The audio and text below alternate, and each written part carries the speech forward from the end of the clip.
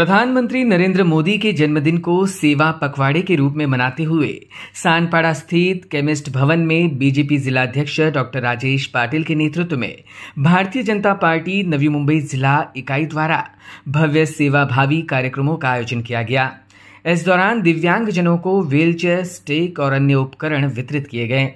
साथ ही यहां रक्तदान शिविर का भी आयोजन किया गया, जिसमें सैकड़ों लोगों ने रक्तदान कर सामाजिक दायित्व का निर्वाह किया। इस खास मौके का हिस्सा बनने के लिए राज्य के वन मंत्री गणेश नाइक उपस्थित रहे।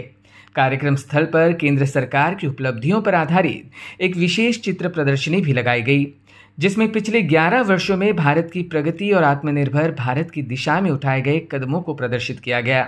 साथ ही नवी मुंबई के तमाम बुद्धिजीवियों के लिए यहां सेवा पखवाड़े के तहत प्रबुद्ध नागरिक संवाद का भी आयोजन किया गया। इस सम्मेलन में आत्मनिर्भर भारत के संकल्प को आगे बढ़ाने का संकल्प लिया गया। महाराष्ट्र के वन मंत्री गणेश नाइक ने कहा कि प्रधानमंत्री नरेंद्र मोदी के नेतृत्व में देश तेजी से आगे बढ़ रहा है और आत्मनिर्भर भारत का सपना अब साकार होने लगा है। देशाचे अतिशय लोकप्रिय पंतप्रधान नरेंद्रजी मोदी यांचा 17 सप्टेंबरला वाढदिवस साजरा झाला। 17 सप्टेंबर ते 2 ऑक्टोबर म्हणजे महात्मा गांधी यांची जयंती आणि लाल बहादूर शास्त्री यांची जयंती। या पंधरवड्यामध्ये देशाच्या सर्वसामान्य जनतेला देशाच्या प्रगतीमध्ये सामावून घेऊन त्यांच्या माध्यमातूनच देश बलवान करावा अशा उद्दिष्टानं माननीय पंतप्रधान मोदीजींचं कार्य चालू झालेलं आहे। एकूण देशातला प्रत्येक घटक सन्मानित व्हायला पाहिजे, कोणीही वंचित राहता कामा नये आणि जगाच्या पाठीवर असलेल्या सर्वसामान्य जे भयभीत झालेले लोक आहेत त्यांना सुद्धा आपल्या देशाचा आधार मिळावा हा असा मोठा उद्देश मोदीजींनी आपल्या मनामध्ये ठेवलेला आहे। देश प्रगती करण्याकरता शेवटी देशाच्या लोकांचं मन एकत्र आलं पाहिजे, एका प्रवाहामध्ये ते आले पाहिजेत, गतिमान झाले पाहिजेत, शक्तिमान झाले पाहिजेत आणि त्याचबरोबर ते तेजस्वी झाले पाहिजेत आणि ते करण्याकरता हा अट्टास आम्ही सगळ्यांनी केलेला आहे। मोदीजींचं नाव काय आता म्हणजे काय उच्चारण्याची गरज नाही, मोदीजींचं नाव फार मोठं झालेलं आहे, परंतु मोदीजींच्या नेतृत्वाखाली हे नाव देशाचं संपूर्ण जगामध्ये मान्यता प्राप्त होईल आणि देश गौरवान्वित होईल। देशाचा गौरव केला म्हणजे देशाच्या गौरवामध्ये नेतृत्वाचा गौरव आपापच येतो। मोदीजींचे हे विचार अनादी कालापर्यंत जनसामान्यांच्या हिताकरता कामाला येतील असा माझा विश्वास है। वहीं नवी मुंबई बीजेपी जिलाध्यक्ष डॉक्टर राजेश पाटिल ने प्रधानमंत्री नरेंद्र मोदी के नेतृत्व में देश की उपलब्धियों को गिनाते हुए प्रधानमंत्री के कार्यों की जमकर सराहना की और उनके कार्यों को अतुलनीय बताया। आपले लाडके पंतप्रधान नरेंद्र मोदीजी यांचा 17 सप्टेंबर म्हणजे वाढदिवस आणि तो 75वा वाढदिवस आहे। 17 तारखेपासून तर महात्मा गांधी जयंतीच्या 2 ऑक्टोबरपर्यंत सेवा पंधरवडा म्हणून त्या ठिकाणी आम्ही साजरा करतो। या सेवा पंधरवड्याच्या अंतर्गत त्या ठिकाणी आम्ही संपूर्ण जिल्ह्यानं, नुसतं जिल्ह्याने नाही तर मंडळ स्तरापासून तर बूथ स्तरापर्यंत प्रत्येक त्या ठिकाणी आमच्या संघानं कामं केलेली आहेत, ज्याच्यामध्ये स्वच्छता अभियानापासून आम्ही सुरुवात केलेली आहे। स्वच्छता अभियान त्या ठिकाणी मंडळ स्तरावर प्रत्येक त्या मंदिरांमध्ये झाली, काही रस्त्यांवरची झाली, काही त्या ठिकाणी आमच्या शाळा कॉलेजमध्ये झाली। अशा पद्धतीचे स्वच्छता अभियान करून तो एक संदेश देण्याचा प्रयत्न केलेला आहे की हा बदलता भारत आहे, विकसित भारत आहे।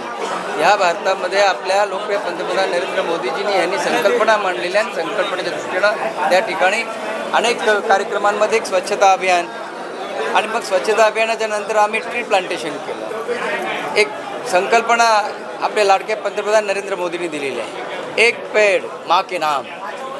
किती भावनिक आव्हान आहे। प्रत्येक बूथमध्ये आपल्या ह्या नव्या मुंबईमध्ये दोन्ही मतदारसंघामध्ये बेलापूर आणि ऐरोली मतदारसंघामध्ये 827 बूथ आहेत आणि आमचा संकल्प आहे की आम्ही 827 बूथवर एक झाड त्या ठिकाणी लावणार एक पेड माँ के नाम अशा पद्धतीनं केलेलं आवाहन आम्ही नव्या मुंबईमध्ये त्या ठिकाणी पूर्ण करू.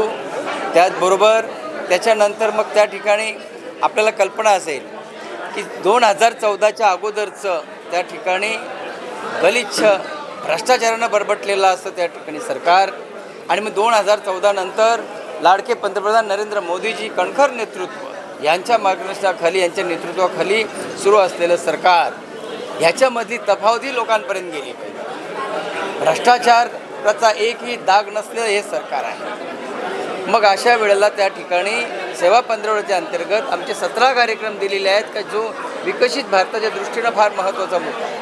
आत्मनिर्भर भारताचा संकल्प त्या ठिकाणी केलेला आहे. जेव्हा एखादा बलाढ्य असा अमेरिकेसारखा देश जेव्हा दादागिरी करतो, त्यांच्या प्रोडक्टवर आपल्या इथे येण्यासाठी 50%चा टॅक्स वाढवून आपल्याला भयभीत करण्याचा प्रयत्न करतो, आपल्या देशाला त्या ठिकाणी प्रेशरमध्ये, दबावामध्ये आणण्याचा प्रयत्न करतो, अशा वेळेला लाडके पंतप्रधान कणखर नेतृत्व शांत बसणारे नाहीत. त्यांनी स्वदेशीचा नारा दिला.